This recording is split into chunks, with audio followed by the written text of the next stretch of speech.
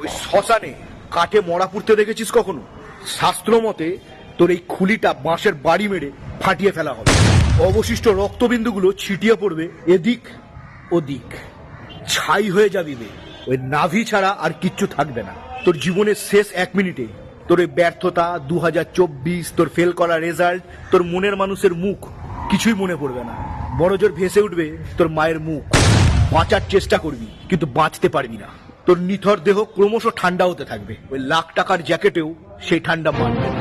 ওই বিরিয়ানি আর বার্গারে লোভী এই ঠোঁটটাতে লাস্ট জুটবে চাল কলা, সেটাও খেতে পারবি না।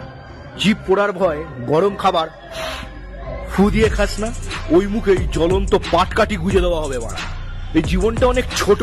এই 2024 কি দিল, এই 2025 কি দেবে, সে ভেবে কি লাভ? 2050-এর কথা ভাব। ওই গ্রিটিংস কার্ড কিংবা SMS এর শুভেচ্ছা বার্তা সব মিথ্যে বাড়া। কেউ কারুর ভালো চায় না। কারুর ভালো চাওয়াতে তোর কিচ্ছু হবে না। তোর জীবন তোকেই বাঁচতে হবে, কারুর কিচ্ছু যায় আসে না। টেনশন ছাড়, এই লাইফটাকে এনজয় কর। আগামী 2025 নিয়ে চিন্তা করিস না, ওটা যেমন কাটার তেমনই কাটবে। নিজের ভবিষ্যৎ নিজেই কর খাড়া। তোর এই না ভালো লাগা কিংবা তোর ইগো তোর কাছেই রাখ বাড়া।